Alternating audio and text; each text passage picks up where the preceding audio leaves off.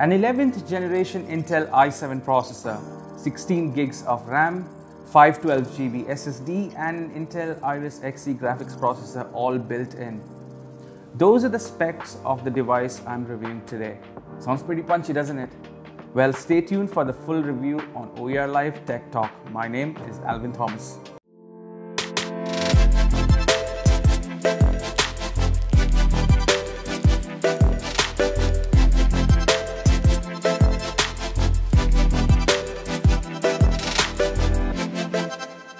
Now, without any further ado, let's jump into the review of the MateBook 14.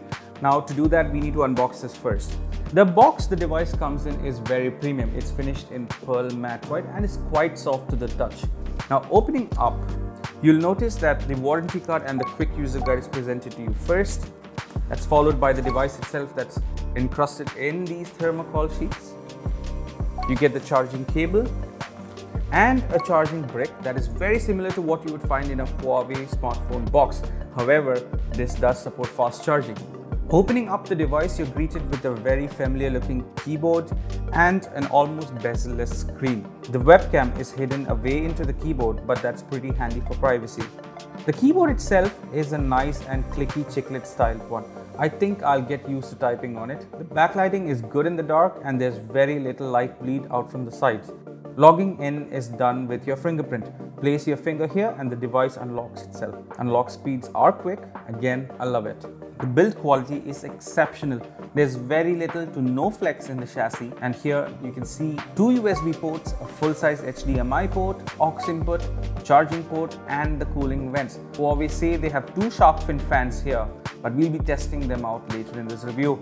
The battery inside this is 56 watt-hour and the charger we've got is a 65 watt USB Type-C charger, which is brilliant if you want to charge your phones too. Now, the laptop can act as a portable charger too when required. Now let's talk about the screen. What you do get is a 2K full view display with an almost bezel-less finish to it. The display comes with a resolution of 2160 by 1440 and a high screen to body ratio of 90%. It also comes with a pixel density of 185 pixels per inch, as well as support for 100% sRGB color space. The aspect ratio is pretty unusual, it's 3:2, but hey, we've got used to it on smartphones, why not on a laptop? The display also comes with a 1500:1 contrast ratio and a peak brightness of 300 nits. Now granted, there are other MateBooks that does come with a brighter screen, but hey, this one is pretty good for indoor use. It's also a touchscreen, so you can get a bit more hands-on with it. But yes, you'll be attracting fingerprints when you do that. There are some additional features that are worth talking about here today. You can wirelessly project the 12.6-inch Huawei MatePad Pro to the Huawei MateBook 14 to enjoy the new features of the tablet PC multi-screen collaboration that comes with three modes: mirror, extend and collaborate. In mirror mode, users can mirror the Huawei MateBook 14 screen to their tablet display, allowing them to directly work on files and annotate documents or draw or sketch on their laptop with the stylus of the tablet. There's also the extend mode that transforms the tablet into a second screen, providing extra screen real estate for more content. Lastly, the innovative collaborate mode enables cross-platform interactions, allowing users to transfer content such as text, images and documents between connected devices with a simple drag and drop. The device I have here runs on Windows 11 standard off the box, which is great. You don't have to mess with installing any new operating systems. The stock experience is functional and there may be a few Windows updates you may have to get off your shoulders when you do launch the device. I must say that I do love this large trackpad. It's super wide and it has a lot of real estate to play around with.